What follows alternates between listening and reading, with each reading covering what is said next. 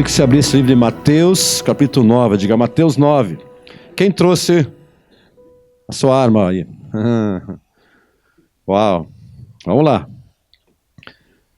Você sabe que uma vez eu tinha vergonha de sair de casa com a Bíblia. Eu moro num prédio, né? Isso foi no começo da minha conversão. E puxa, os vizinhos me vissem com a Bíblia, né? Puxa, ficava meio... a gente tem que perder a vergonha, amém, amados? A Bíblia diz aqui que se envergonhar de mim, você também vai se envergonhar da gente. Mas a palavra de Deus é muito importante você levar. Lógico, não é apenas você levar o livro, mas você estudar a palavra. Isso é muito importante, amém? Ok, vamos ler a palavra nessa noite, Mateus 9, 35, 38. E percorria Jesus todas as cidades e povoados, ensinando nas sinagogas, pregando o evangelho do reino e curando toda sorte de doenças e enfermidades. Vendo ele as multidões, compadeceu-se delas, porque estavam aflitas e exaustas, como ovelhas que não têm pastor. Então se dirigiu aos seus discípulos e falou aos seus discípulos, dizendo: a seara, na verdade, é grande, mas os trabalhadores são poucos. Rogai, pois, ao Senhor da seara que mande trabalhadores para a sua seara. Amado, Jesus, ele percorria cada cidade, cada povoado. O que ele fazia? Diz aqui que ele pregava o evangelho e ensinava o evangelho. Duas coisas que nós precisamos. Diga, ouvir pregação e ser ensinado. Nós gostamos mais da pregação, porque a pregação gera fé. A Bíblia diz que a fé vem pelo ouvir a palavra, pela pregação. E a pregação pela palavra. Romanos 10 fala isso.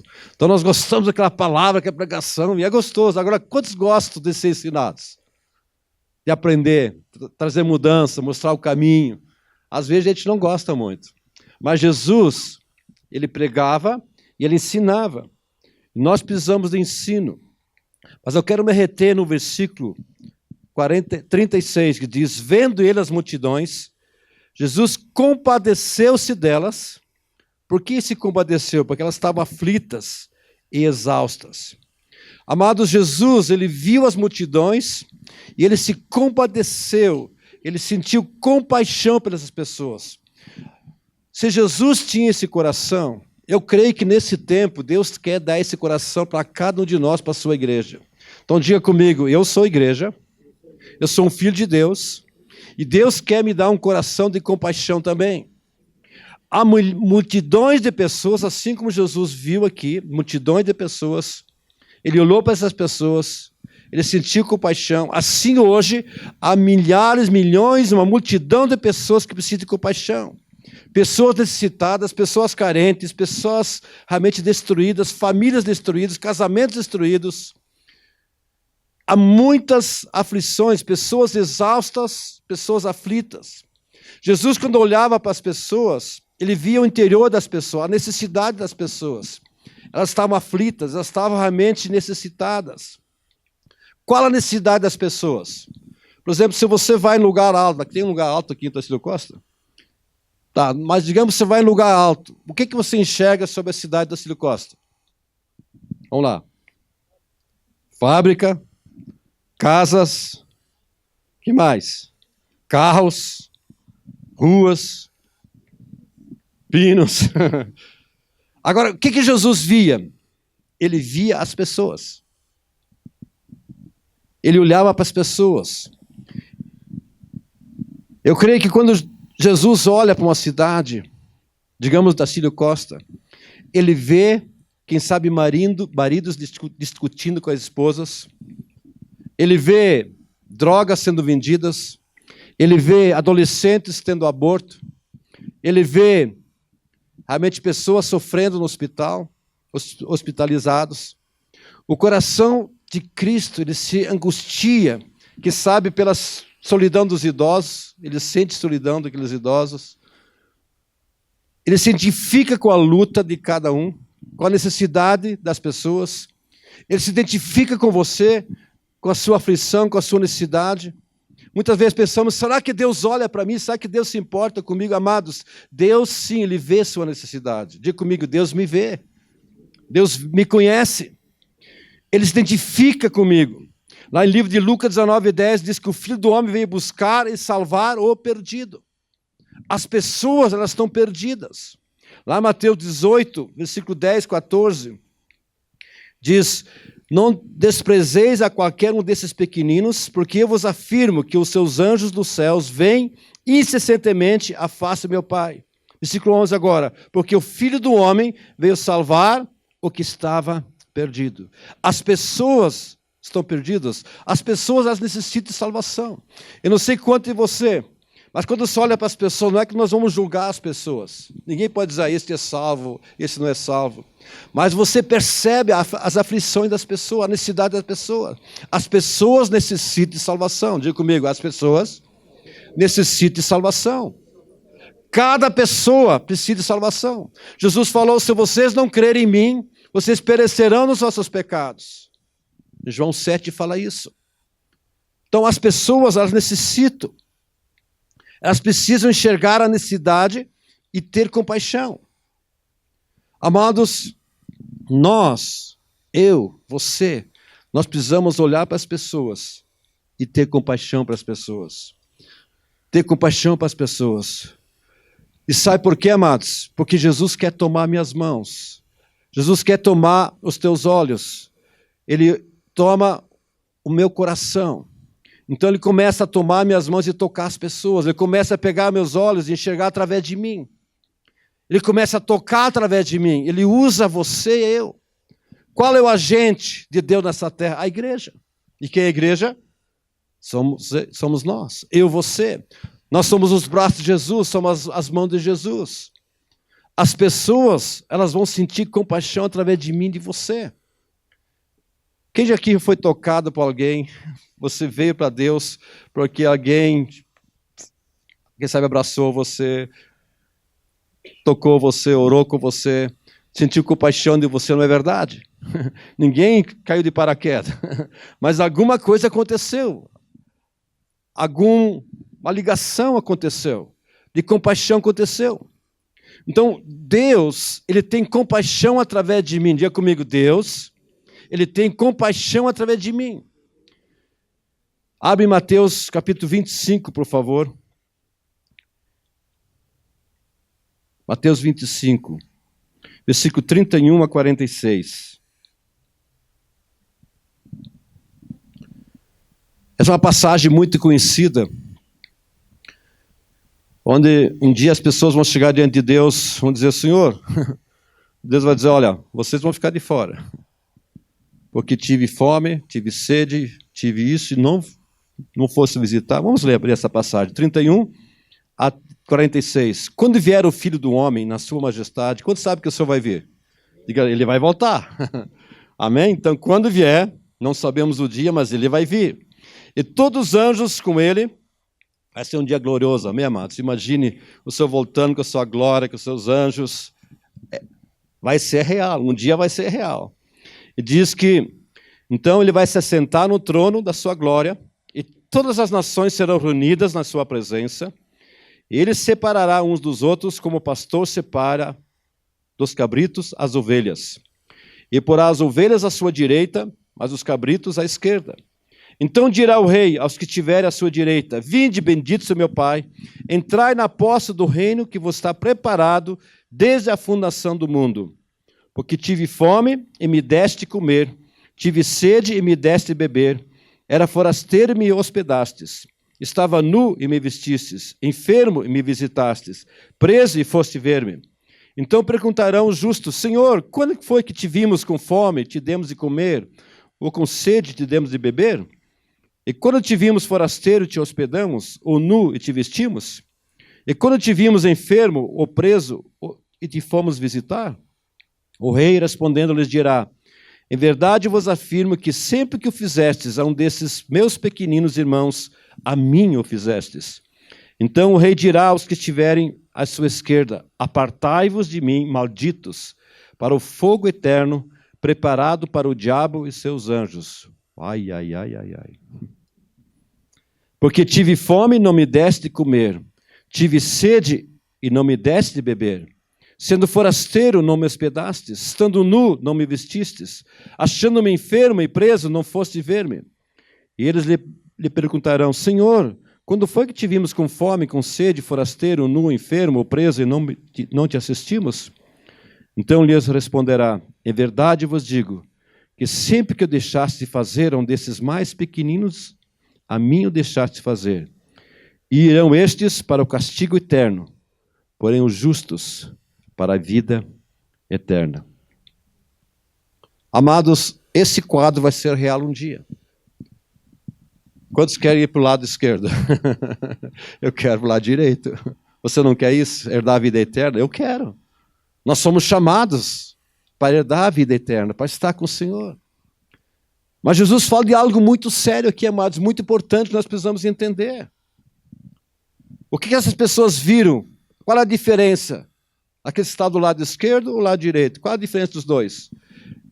É que o lado direito, eles mostraram compaixão pelas pessoas. Eles olhavam, eles tinham o coração de Deus, as mãos de Deus, e tocavam as pessoas. Então, quando você vê as pessoas, quando você vê seu vizinho, quando você vê na cidade, o que você está vendo nas pessoas? Você sabe que em cada pessoa existe uma alma. A pastora Nessi, minha esposa, fala isso. Em cada pessoa há uma alma dentro dessa pessoa. E é verdade. Deus ama as pessoas. Então, quando você olha para as pessoas, você precisa ver, Deus quer se conectar, o amor dele quer se conectar com essa pessoa. Assim como se conectou com com a sua vida. Então, quando você olha para as pessoas, geralmente a gente olha o que a pessoa é. Mas sabe, o que precisamos aprender, amados? O pecado não é amado, a pessoa sim. Você tem que olhar para a pessoa sempre é amada. O pecado, você nunca pode passar a mão e dizer: eu concordo, fui isso, não. O pecado, não.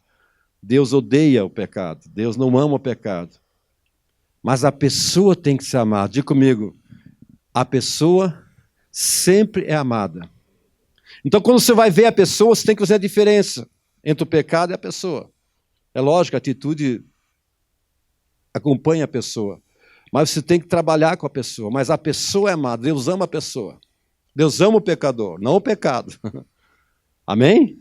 É muito importante você entender isso. Então, quando você vê as pessoas, Deus quer usar de compaixão em você para tocar essa pessoa. Por quê? Veja que coisa terrível. Para que esses não irão para o castigo eterno. Para que eles não vão para o castigo eterno.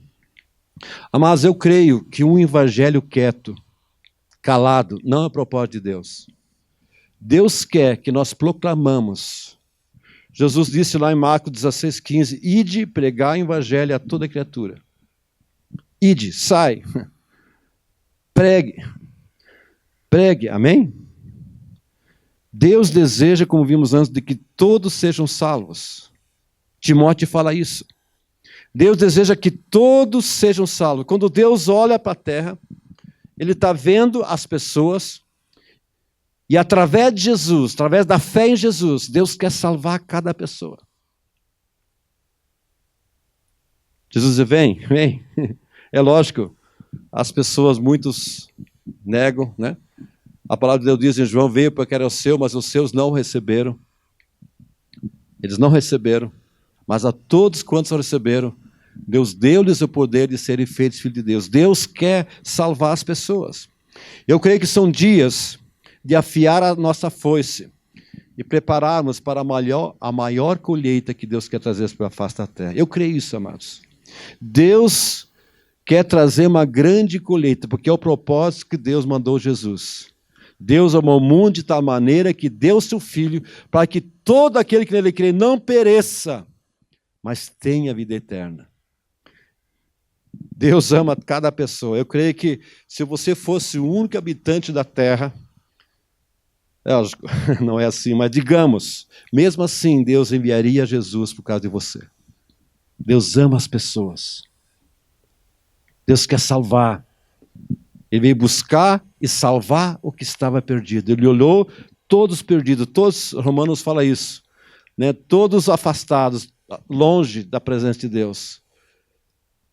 Deus quer salvar. Lá em Mateus 22, abre Mateus 22. Sabe, amados, eu creio que a igreja é um lugar de crescimento, onde não sempre as mesmas pessoas estão lá, as mesmas pessoas na célula, as mesmas pessoas na igreja. Deus quer salvar pessoas. Quando vem um nenê dentro de uma casa, né? Quem é casado não é uma alegria, mas nenenzinho, né? Os vizinhos, todos os parentes, vamos ver o nenenzinho, né? Dá trabalho, tem que limpar, né? Né? Mas é precioso, é uma alegria, não é verdade? Assim na casa de Deus, quando nasce nenê. Mas quando não nasce, amados, quando tem alguns irmãos, não nasce mais, começa a bicar né? Mas quando nasce nenê, é uma alegria. Amém? Amém, amados? Eu creio que Jesus está comprometido com a colheita. Deus está comprometido com a colheita. O plano, o propósito de Deus envolve uma casa repleta de pessoas. Eu me lembro quando iniciamos aqui a comunidade da Cílio Costa. Aí estava desde o começo, né, pastor Odair. E nós tivemos a visão sobre o Tacílio Costa. Nós tínhamos confirmação. Deus tem pessoas nessa cidade. Lembra, Jane, que estava só um pouquinho de gente, persistindo, aquela coisa. Não, Deus tem um povo, Deus tem um povo, Deus... Amados, eu quero que você visualize. Deus tem um povo. Deus tem um povo. Como daí falou, né? Puxa, vai ver os netinhos depois. Não vai demorar tanto assim, né, amados? Mas eu creio que há uma pressa de Deus. Há uma pressa de Deus. Porque a colheita está madura, amados. Amém? Vamos ver aqui em Mateus 22, 10.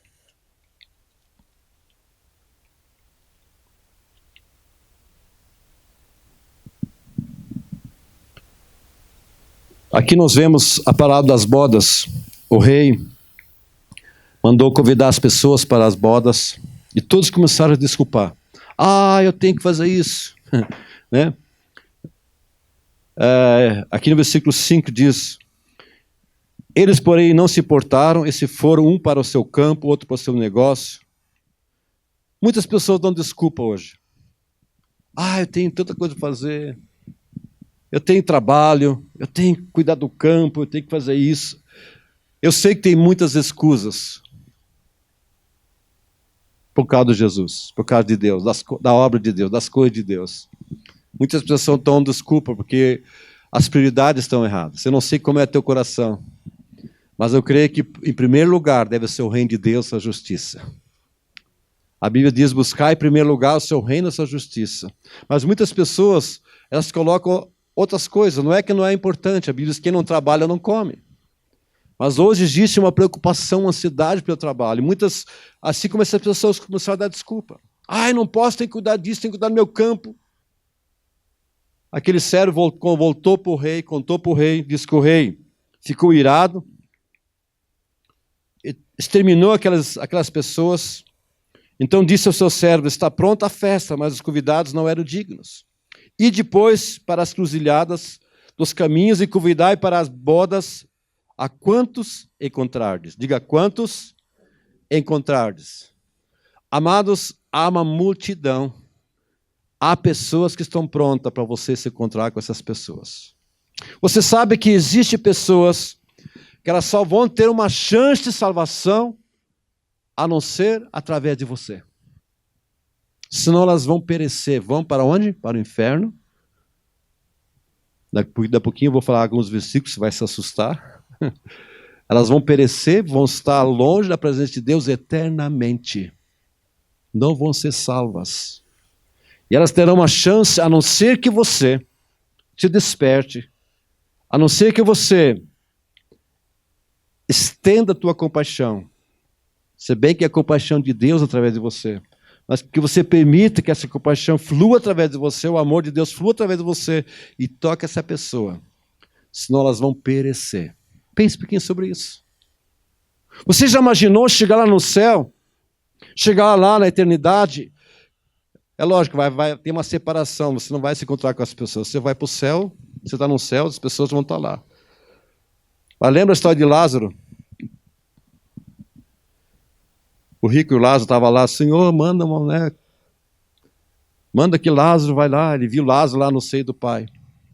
Mas já imaginou aquela pessoa dizer, olha, eu estou aqui no inferno por causa de você. Porque você nunca falou comigo. Eu estava com você, me encontrava com você, e você não estendeu, não falou dessa salvação. Eu não sabia que viria para esse lugar. E por outro lado também você vai encontrar no céu, Senhor, graças a Deus que estou aqui por causa de você. Lembra aquela vez que você me desafiou, você orou comigo, você, né? Não deu blibiada não, tem crente que dá blibiada um no outro, não é isso. Mas lembra aquela vez que você ministrou minha vida? Isso mudou minha vida, isso me fez me conectar com meu Deus. Por isso que eu estou aqui hoje. Muito obrigado. Haverá isso, amados. Haverá isso. O que aconteceu aqui? Todos quantos encontrares, há pessoas que só vão ter chance através de você. E saindo aqueles servos pelas estradas, reuniram todos que encontraram, maus e bons. Encheu a sala, maus e bons, todas as pessoas. E a sala do banquete ficou repleta de convidados. Entrando, porém, o rei para ver os que estavam à mesa, notou ali um homem que não trazia veste nupcial. Ele perguntou-lhe, amigo, como que entraste aqui sem veste nupcial? E ele emudeceu. Então ordenou o rei aos serventes, amarrai-o de pés e mãos e lançai para fora, nas trevas. Ali haverá choro e ranger de dentes, porque muitos são chamados, mas poucos escolhidos. Veste fala de caráter, fala de mudança. São aquelas pessoas que não querem mudança. São pessoas que estão na casa de Deus, mas continuam na prática do pecado. Fala de vestes, amém? Todas essas pessoas estavam maus e bons, estavam lá na sala, mas um estava sem as vestes. Ok, eu não quero entrar nisso. Mas o que vemos aqui, amados? Que a sala ficou cheia, repleta de pessoas. Lógico, tinha um só, né? Graças a Deus tinha um só naquela sala, né? Que não estava com vestes nupcial. Sempre vai ter pessoas, né, que não vão corresponder. Mas há multidões de pessoas que estão correspondendo. Quem está correspondendo aqui? Pode dizer, minha vida é de Jesus, estou correspondendo. Eu estou desenvolvendo, a Bíblia diz, desenvolvei a vossa salvação com temor e tremor. Você sabe que a salvação é instantânea. A partir que você vem para Jesus, amém? Só que você precisa desenvolver a salvação. A salvação desenvolve, cresce, a fé cresce. Você tem que caminhar com Deus. Você tem que andar na direção de Deus. A fé tem que crescer. A tua vida íntima com Deus tem que crescer. Amém? Você começou a conhecer a Deus. Você precisa continuar a conhecer a Deus. Porque se você parar, se você fica estagnado. E muitas pessoas perguntam, mas pastor, é possível perder a salvação? Lógico que é possível. Lógico que é possível. A decisão é nossa. No caso desse homem, ele não deixou se vestir com vestes nupcial. Aonde ele foi parar? Nas trevas, onde vai haver choro, ranger de dentes. Agora, o que eu quero dizer com isso, amados? A igreja, ela não existe para si mesma, e sim para o mundo. Pense um pouquinho sobre isso. A igreja não existe para a gente, lógico, existe esse lado, nós reunimos, e a Bíblia diz, não deixamos de reunir, como é costume de alguns, mas quanto mais nós vemos que o dia se aproxima, devemos estar reunidos, louvando a Deus, aprendendo, nós exortando uns aos outros, crescendo, e são dias que nós não podemos deixar a casa de Deus, porque da casa de Deus vai sair a lei, a palavra de Deus, somos edificados, a comunhão, e como é tremendo isso. Na verdade, quantos gostam de comunhão? Não é tremendo isso, amados? Já imaginou você sozinho, sem essa comunhão? Então, mas a igreja, ela existe sim para esse tempo de edificação, mas ela existe para fora. Não é dizer, que as pessoas venham. Uma vez eu vi uma figura, eu não consegui achar essa figura, mas eu tinha numa revista. Então tinha lá uma igreja, né? No meio tinha um rio, uma coisa assim, tinha tubarão, e outro lado as pessoas não cristãs, eles olhavam para lá, por que essas pessoas não vêm para cá? Daí a igreja lá, os cristãos, por que aquelas pessoas não vêm para cá? Estavam lá tranquilos. Então muitas vezes ficamos dizendo, puxa, essas pessoas, que elas venham para cá. Mas existe muito tubarão no meio. Por que os não cristãos, por que aquelas pessoas lá, meus vizinhos, aquelas pessoas aflitas, como Jesus olhou aquelas multidões e sentiu compaixão por elas porque estavam aflitas? Por quê? Elas não vão vir, a não ser que a igreja saia, que você toque, que você ministre, que você tenha compaixão, que você ame. Deus usa a sua boca, Deus usa as suas mãos. A não ser que você faça isso. A igreja, ela tem uma tarefa dupla: ganhar as pessoas para Cristo e edificar essas pessoas. É o que está acontecendo. Trazer pessoas ao reino de Deus, são transportadas, tiradas do império das trevas e transportadas para o reino do Filho do seu amor. Então sai de uma posição de trevas, sem Deus e em Deus. E agora estamos em Cristo. O que fizemos agora em Cristo? Nós somos edificados. Conheçamos e prossigamos em conhecer a Deus. Somos amadurecidos, somos trabalhados, o Espírito Santo trabalha em nós. Amém? Então, a pessoa é vindo para Deus, ganhar as pessoas para Cristo e trazer, levar à maturidade. Então, nós precisamos ver o mundo como realmente um campo de colheita de Deus. Amados, Deus quer mudar a nossa visão. Quando você olha para a cidade, Deus quer ver você um campo, a colheita. E daqui a pouquinho eu vou passar um filme muito jóia, bem curtinho, que você vai gostar muito, que vai mostrar exatamente isso, sobre a colheita. A colheita, amados, está ali, pessoas estão ali morrendo, pessoas aflitas, pessoas sofrendo, casamento destruído, jovens em drogas, jovens em imoralidade. Coisas terríveis. Chegamos aqui, né, pastor daí? Tinha uma música aqui, como é que era a música, a letra? Os caras estavam tocando no carro. Quanto mais eu brigo, mais eu amo. Eu disse, não tem uma coisa errada, então o casal tem que brigar para amar mais. Meu Deus, está tudo inverso. É que o mundo prega, amados. Tinha um som alto aí. Meu Deus, você não estava aqui, você não viu. Mas preste atenção, os jovens estão lá, é verdade, então vamos brigar mais. Tem que ter, né? De repente, quantos adolescentes grávidas, abortando, jovens em droga, quantos pais sofrendo? Deus não impede a realização da grande colheita, mas é a nossa apatia, a nossa incredulidade que nos impede de compreendermos o potencial que nos é oferecido. Amados, às vezes nós somos tão apáticos, não há interesse.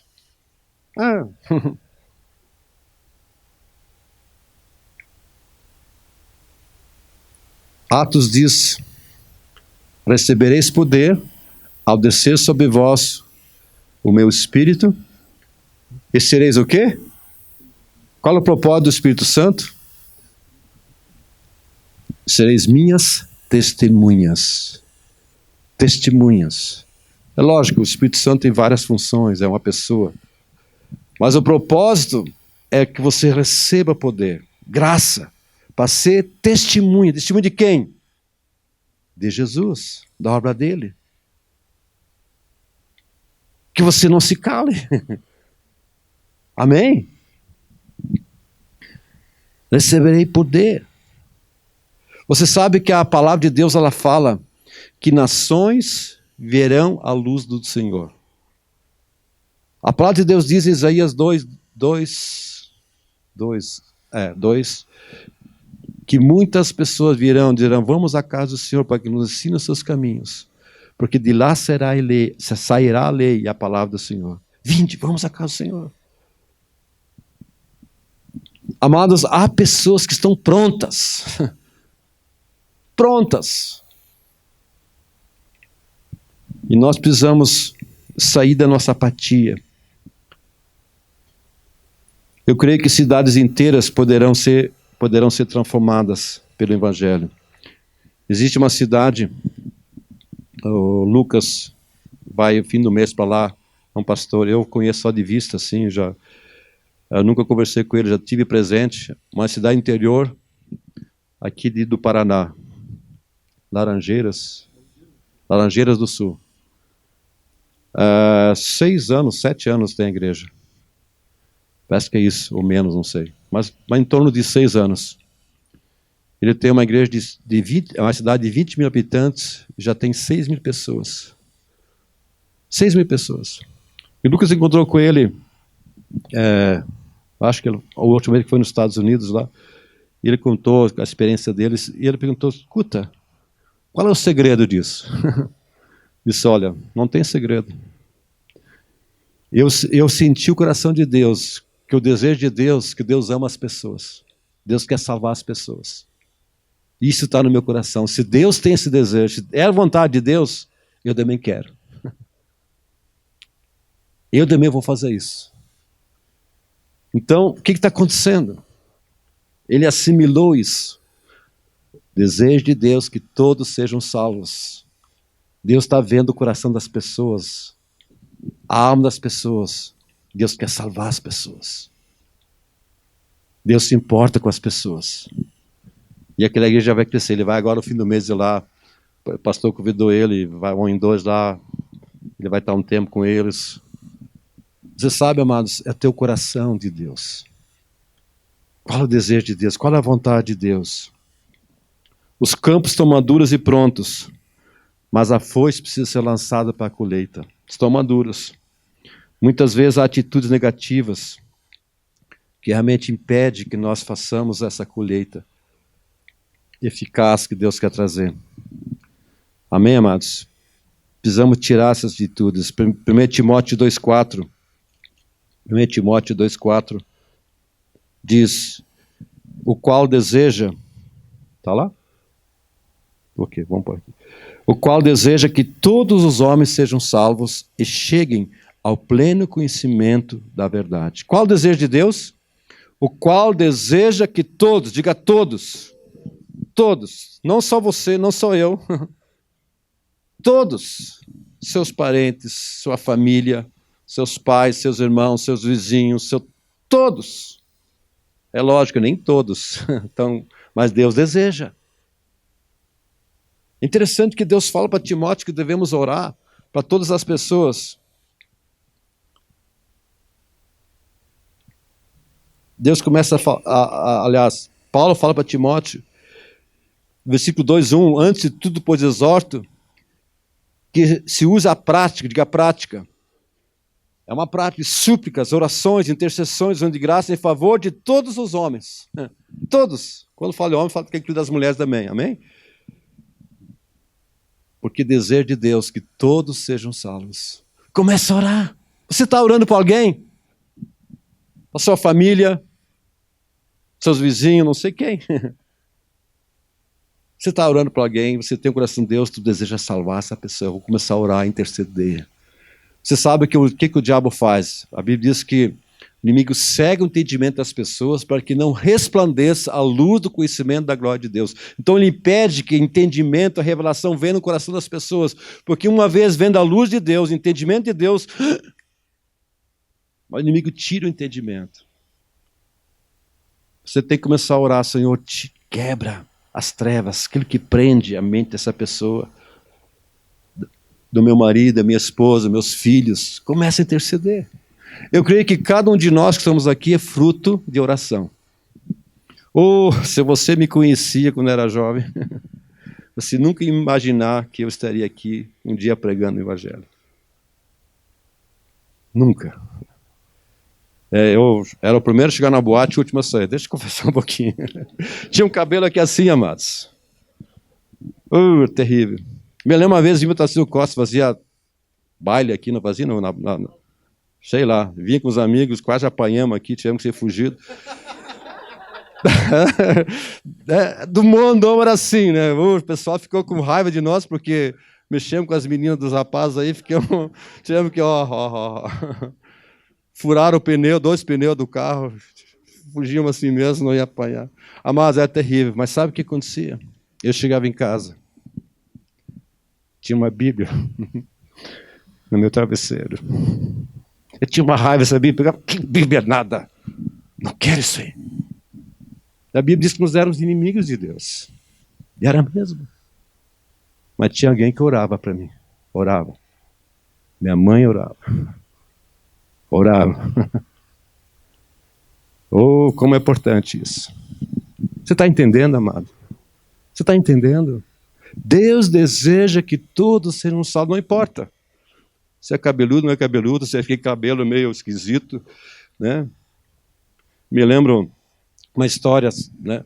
Uma igreja, não aqui nos Estados Unidos, o pastor contou a experiência, que certa vez entrou na igreja, né? Sabe aqueles caras que têm um cabelo todo colorido assim? Entraram, toda a igreja ficou olhando, não pode, tem que ser viu. Aquelas pessoas esquisitas, né? Pegaram, sentaram lá na frente. Todo mundo. É que pode. Na hora do apelo, todo mundo lá na frente. Hoje, um daquele é ministro naquela igreja. Lógico, mudou, gordo, tem meus cabelos, né? Quando tu vê as pessoas, o que você está vendo as pessoas? Jesus, ele tinha compaixão para as pessoas. Amanhã de manhã, amanhã durante o dia, você vai ver pessoas. O que você vai ver nas pessoas? Deus deseja salvar. Deus deseja que ninguém pereça. Amém? Amém, amados? Muitas vezes a igreja está acomodada, está tão gostoso. Foi aquilo que aconteceu em Atos, estavam tão acomodados. O que Deus permitiu então? Tribulação. E o que aconteceu? Eles tiveram que sair das suas casas, abandonar, porque eles iam ser mortos, presos.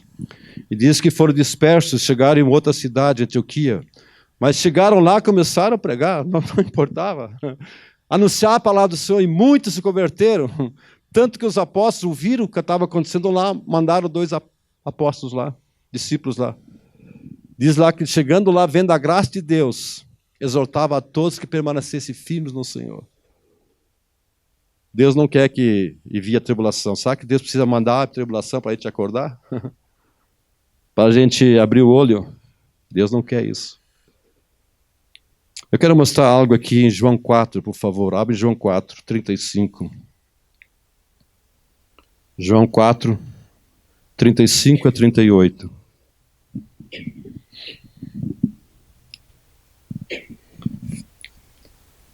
É uma passagem bem conhecida, Jesus falou essas palavras.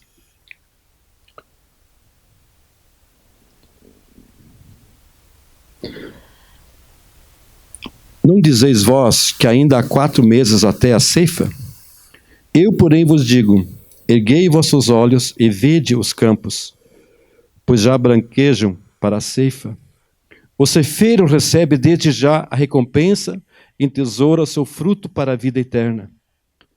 E desarte se alegram tanto o semeador como o ceifeiro. Pois no caso é verdadeiro o ditado, um é o semeador e o outro é o ceifeiro. Eu vos enviei para ceifar o que não semeastes. Outros trabalharão e vós entrastes no seu trabalho. Eu quero dar aqui alguns pontos, 4 pontos, que nós precisamos extrair desse texto aqui.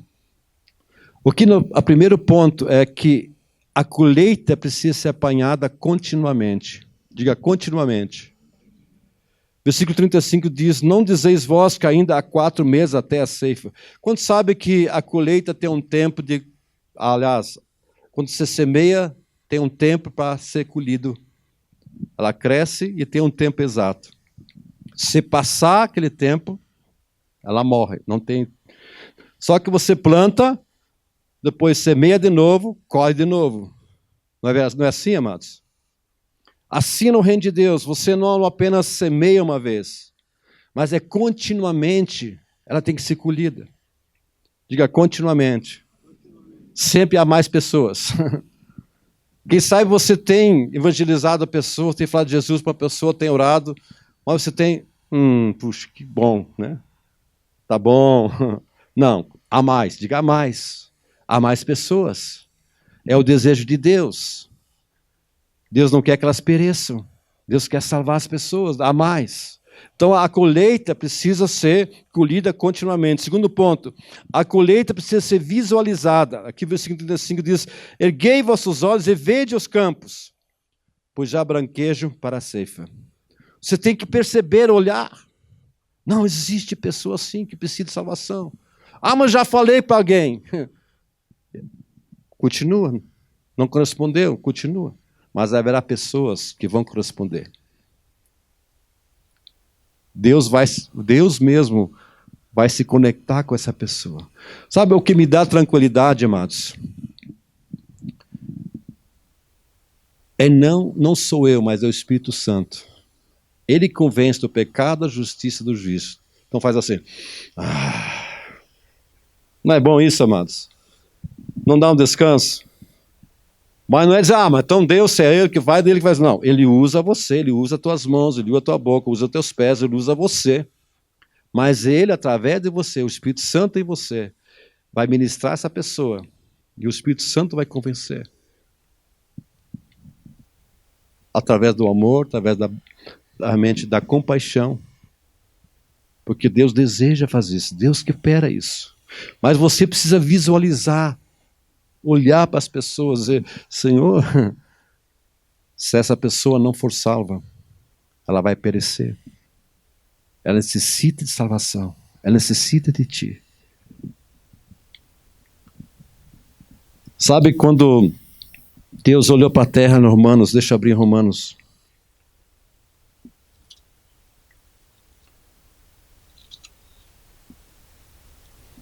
Não há justo nem sequer um, não há quem entenda, não há quem busque a Deus, todos se extraviaram, a uma se fizeram inúteis. Todos se extraviaram. A garganta deles é sepulcro aberto, com a língua urde engano, veneno de víbora está nos seus lábios. A boca eles têm cheia de maldição e de amargura. São os seus pés velozes para derramar sangue. Nos seus caminhos há destruição e miséria. Desconhecem o caminho da paz. Desconhecem. Não há temor de Deus diante de Deus. Deus encerrou tudo, todos os pecadores. Todos necessitam de salvação. Ah, mas eu não tem aquele meio à salvação, sabe, amados? Todo mundo, Deus encerrou o seu pecado, assim como é a tua vida. Deus teve misericórdia, você correspondeu a Deus, veio para Jesus, amém? Então, quando você olha para as pessoas, todos perdidos, todos precisam de salvação. Todos precisam, todos, sem extensão nenhuma. Deus não tem netos, só tem filhos, amém, amados? Então, a colheita precisa ser visualizada. Terceiro ponto, a colheita precisa ser colhida com compromisso. Ela tem que ser canalizada. Não é só você falar de Jesus, dar teu testemunho, mas você tem que se importar com a pessoa. Ela não vai crescer sozinha, ela precisa de relacionamento. Você é a pessoa que tem que estar do lado, ajudando a pessoa, amando a pessoa. A Bíblia diz que devemos a mente suportar as debilidades dos mais fracos. Vós que nós somos fortes, devemos suportar. Amém? Às vezes tem que suportar. É uma criança, está nascendo de novo, não conhece. Não sabe os princípios. Às vezes não entendemos. Porque às vezes ficamos tão assim, né? Puxa, ficamos, né, magoados, feridos. Mas machucou, mas é assim mesmo. Você tem que ser maduro, você tem que suportar, você tem que perdoar. É assim mesmo que se anda, amados. Não é assim mesmo que acontece? Ou todo mundo é maduro já? Todo mundo está perfeitinho, né?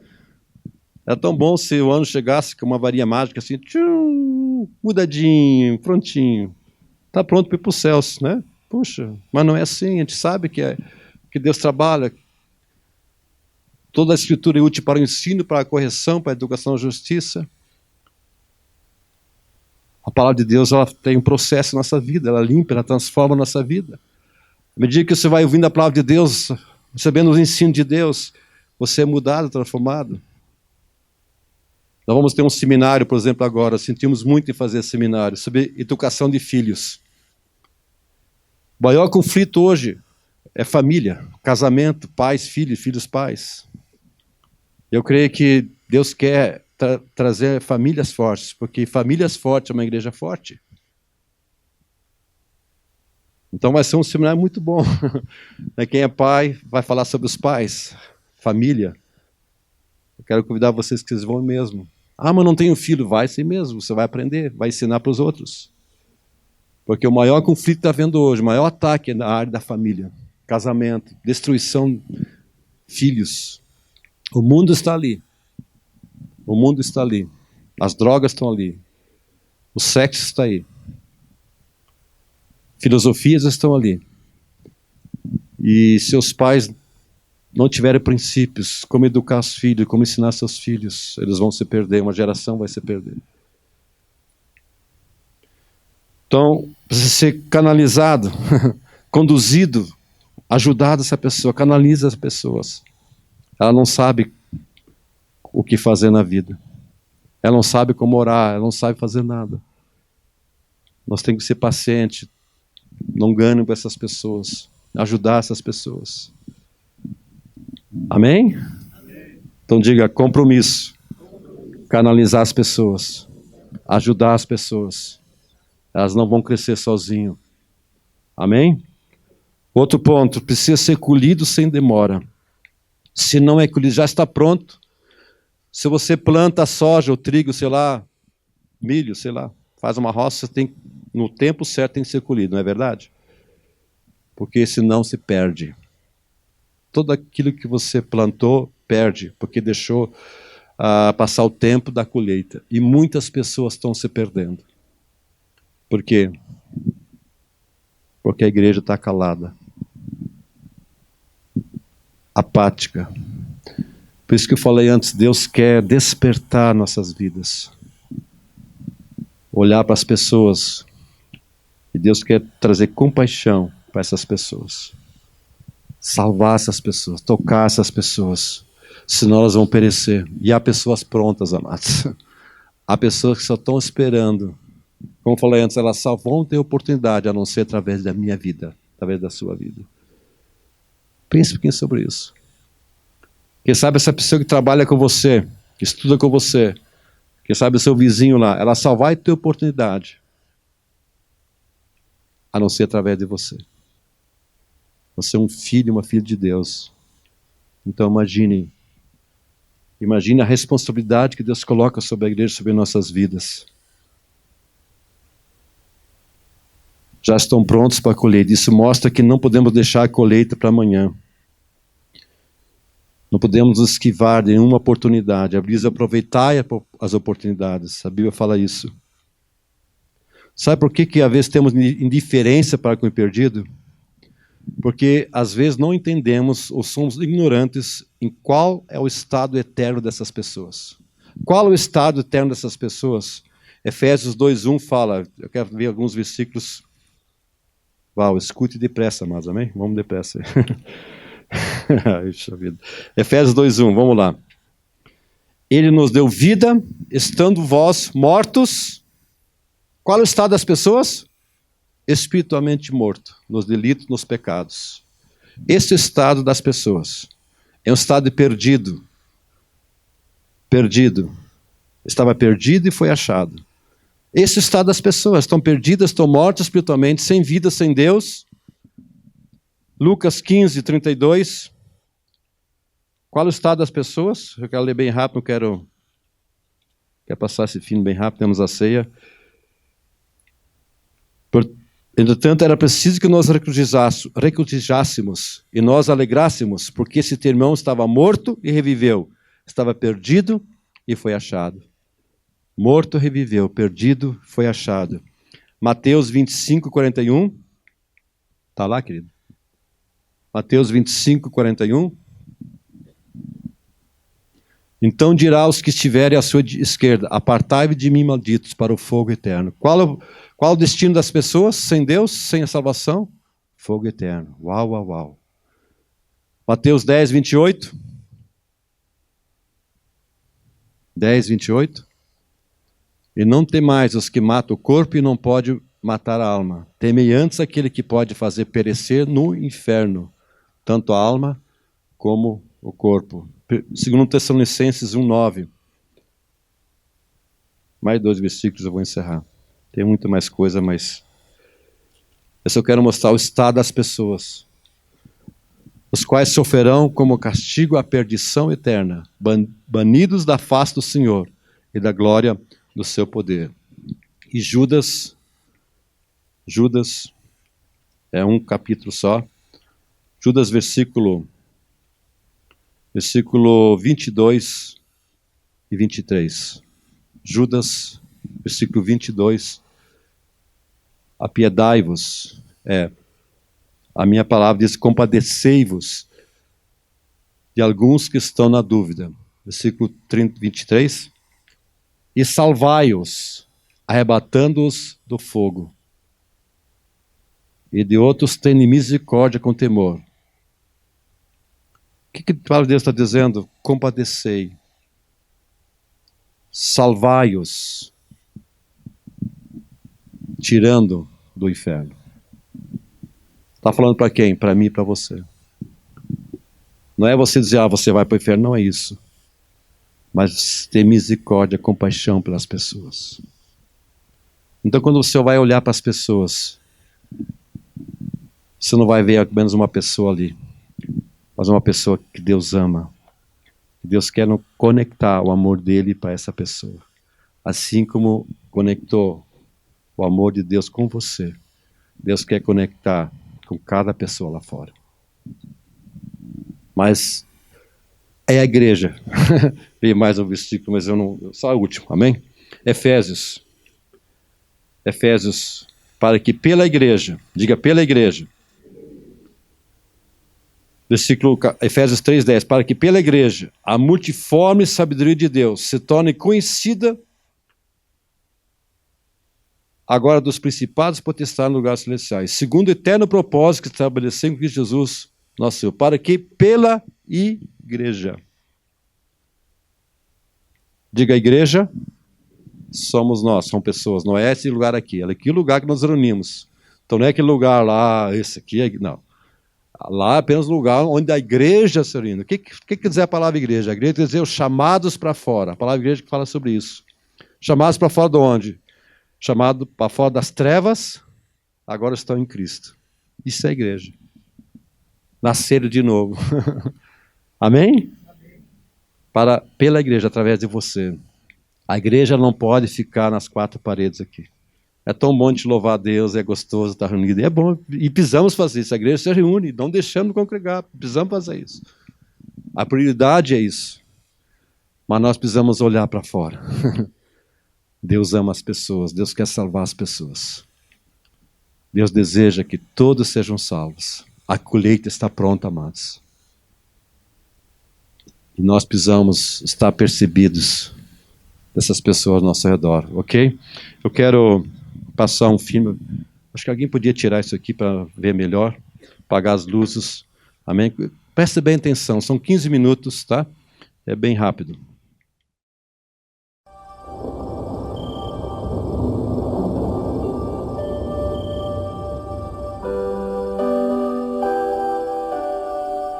Sempre que Jesus queria atingir o âmago de uma questão, ele falava através de parábolas. Histórias que as pessoas nunca esqueceriam. Quando eu era criança, aconteceu uma coisa comigo que eu nunca esquecerei. Essa história que eu vou contar mudou minha vida para sempre. A colheita.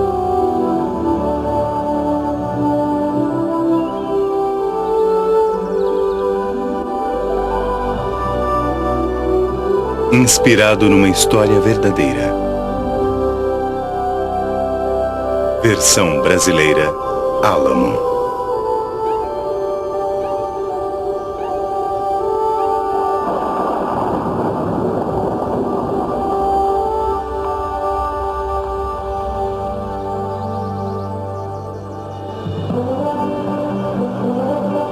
Bom dia.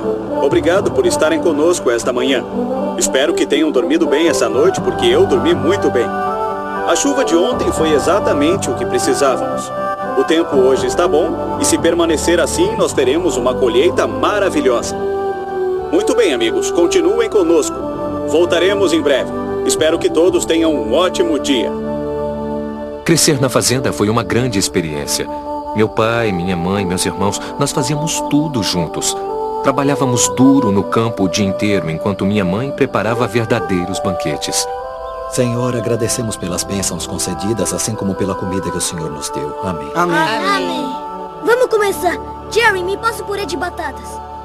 A hora do jantar era o melhor momento da nossa família. David falava sem parar sobre ser um cowboy e Charlie, por outro lado, estava sempre nos fazendo rir. O jantar certamente era a hora preferida do meu irmão Bob. Eu sou Jerry, o mais velho. Eu tinha que tomar conta de todos esses garotos. Mamãe e papai estavam sempre muito ocupados. Mesmo assim, eles aproveitavam cada oportunidade para nos ensinar alguma coisa nova sobre a fazenda, sobre trabalho duro e principalmente sobre amor e respeito. Posso dizer que éramos uma família muito unida. Nossa fazenda era grande. Os campos de trigo iam tão longe que se perdiam de vista. Papai trabalhava duro plantando naqueles campos para que no final do verão o trigo estivesse maduro e a safra pronta para ser colhida. E ele dizia: garotos, quando a colheita estiver pronta, nós teremos que estar preparados ou poderemos perder toda a safra. Eu sabia como era importante a colheita e nunca duvidei nem por um minuto que estaríamos prontos.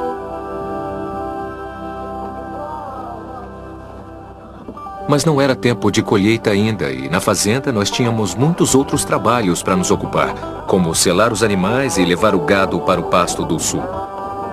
Cavalgar com papai e o tio John era sempre uma aventura. E mesmo quando as coisas estavam além do que eu poderia dar conta, papai sempre acreditava em mim e de alguma maneira sempre dava certo.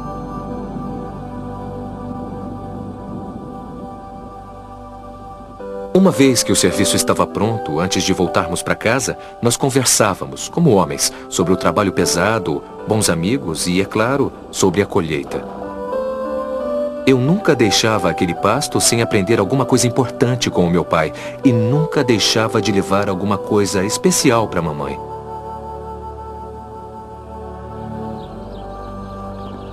Enquanto nós esperávamos o trigo amadurecer, Charlie e eu ajudávamos papai a carregar o feno. Nós dois trabalhávamos tão duro quanto podíamos para ver quantos fardos de feno poderíamos carregar, pois quanto mais levávamos, mais poderíamos contar vantagens aos nossos amigos quando íamos para a cidade no sábado.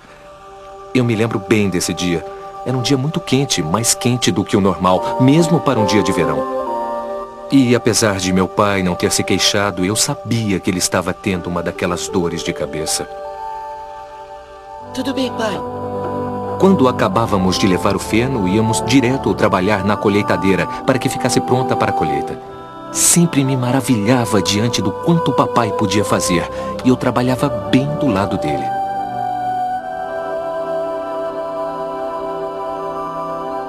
Como de costume, papai nos levou para passear no campo naquele fim de tarde. O pôr do sol fez tudo parecer quente e dourado. Papai costumava falar para Bob que Deus tinha pintado o céu daquela maneira só pra gente. Nós conversávamos sobre o nosso dia, sobre a época da colheita, que agora não demoraria muito a chegar. Papai disse que seria uma grande colheita.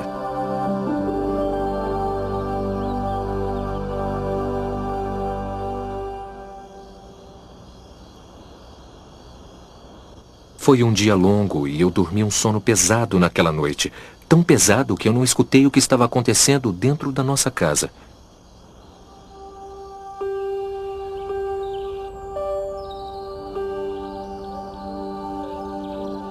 Na manhã seguinte, eu acordei com o som de vozes familiares. Fiquei surpreso porque era muito cedo. Ei, Charlie, acorda. Por que estavam aqui?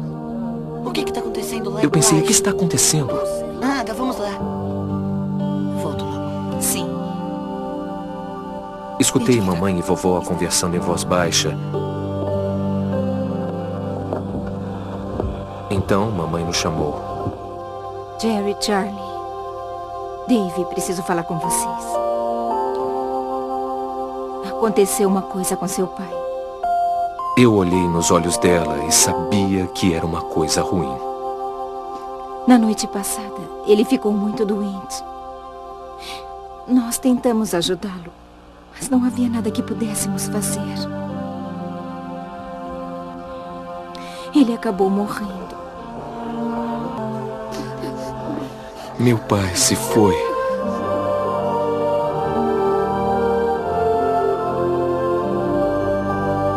Num instante, nossa vida foi mudada para sempre. As dores de cabeça dele, pensávamos que era só por causa do calor. Era como se o tempo tivesse parado.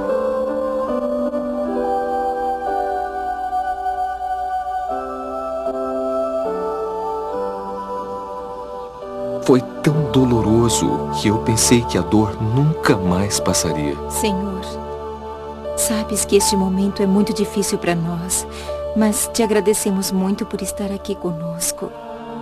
Mamãe fez o melhor que pôde para continuarmos. A hora do jantar era a mais difícil. Nós orávamos para que Deus nos desse força. Precisávamos um do outro agora mais do que nunca. Sentíamos muitas saudades do papai.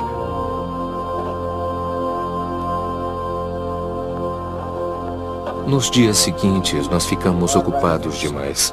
Tio John logo veio nos ensinar outros trabalhos.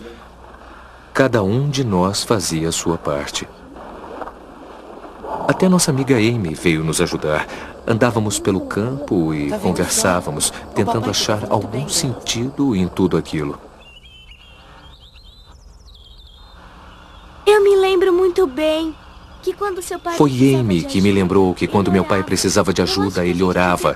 E isso é o que deveríamos fazer. E nós oramos e conversamos sobre os bons momentos e tentamos olhar para frente. Mas tudo o que eu via eram problemas. Eu estava preocupado com a colheita que viria logo e, como meu pai dizia, se não estivéssemos prontos, nós perderíamos tudo. Eu não podia deixar isso acontecer. Eu não queria perder a colheita. Eu não queria desapontar o meu pai. Sendo mais velho, eu senti uma grande responsabilidade.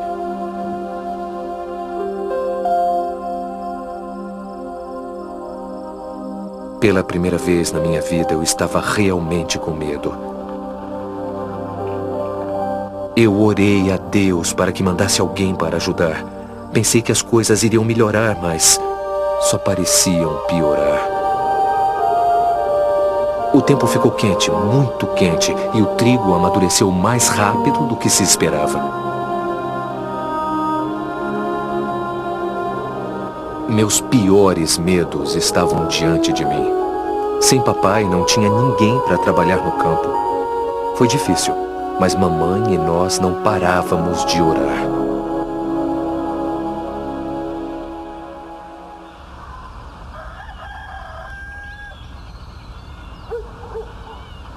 De manhãzinha, Charlie e eu estávamos no celeiro alimentando os cavalos. Eu adorava esta parte do dia, mas agora isso só parecia nos lembrar que estávamos mais perto de perder o trigo. Era comum o silêncio na fazenda, mas nesta manhã eu ouvi um som fraco e distante. Era um tipo de ronco que ficava cada vez mais forte e mais alto.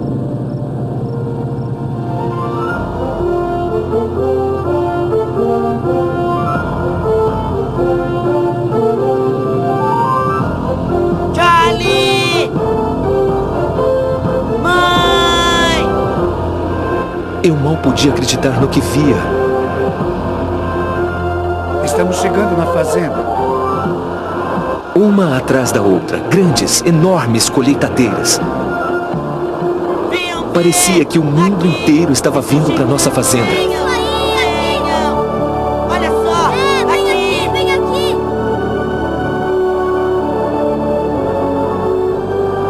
Começando pelo grande campo do norte, as rodas varriam o trigo para dentro das máquinas. Lado a lado, elas se moviam de um campo a outro.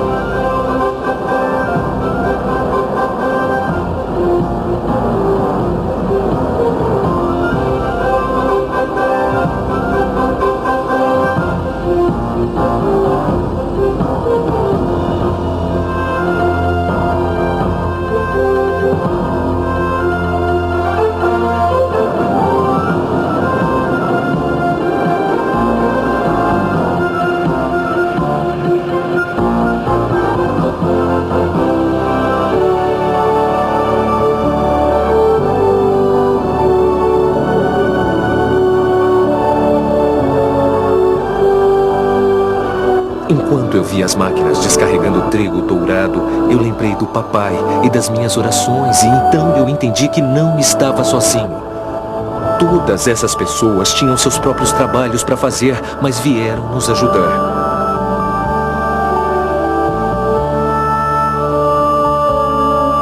Juntos, eles fizeram o que ninguém poderia ter feito sozinho.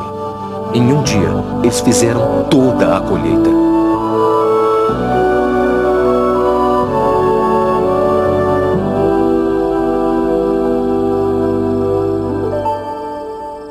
A colheita estava feita, o trigo estava salvo, o campo estava limpo.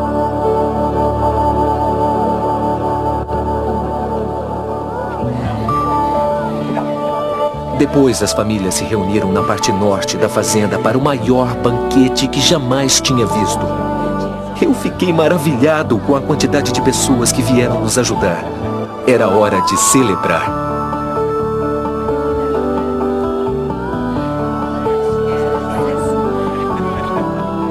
Todos participaram ajudando na colheita. Até o melhor amigo de papai, Sr. Hanson, e o irmão de Amy, Tom, estavam lá. Mamãe mal podia acreditar como a tia Sally e a Sra. Johnson estavam se dando tão bem. E Harry Bender e o Sr. Sanders, não que eles não se dessem bem, é que eles não costumavam fazer muitas coisas juntos. Era como se alguma coisa muito especial estivesse acontecendo ali. Eu acredito que a colheita foi o que uniu as pessoas. Tio John contou que aquele dia o fez lembrar uma história da Bíblia quando várias pessoas estavam famintas para conhecer a Deus. Porém, não haviam trabalhadores suficientes que falassem dele para elas. Jesus disse, quando chegar a hora da colheita, orem para que Deus mande trabalhadores para ajudarem a colher. Foi o que fizemos com o nosso campo e este é um dia que eu nunca vou esquecer. Vamos orar. Gracioso Pai, agradecemos pelo dia de hoje. Ajudar com a colheita, de uma forma ou de outra, mudou completamente a todos nós. Era hora de nos unirmos. Era tempo de colheita.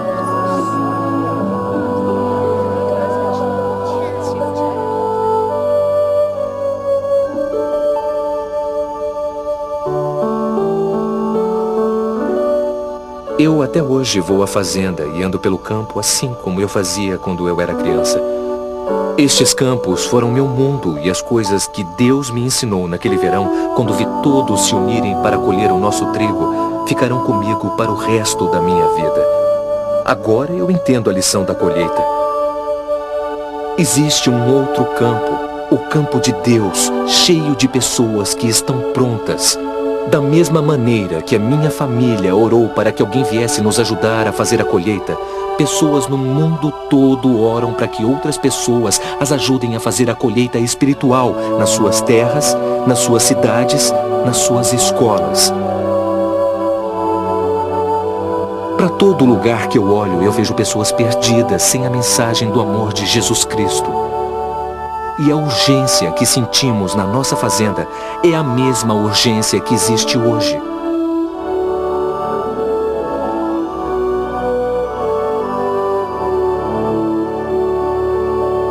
Todos nós podemos fazer alguma coisa.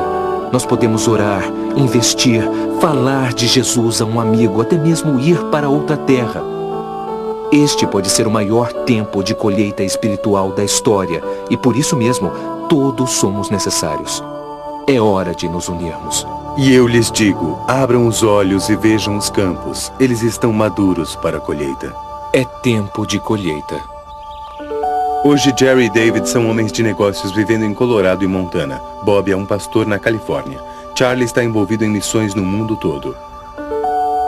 E mamãe está vivendo perto da fazenda em North Dakota. Todos eles ajudando na colheita espiritual.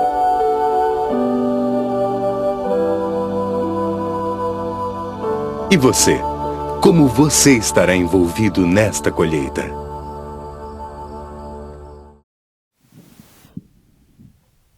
E você? Como você estará envolvido nessa colheita? Deixa eu fazer uma pergunta para você. Qual foi a última vez que você falou de Jesus para alguém?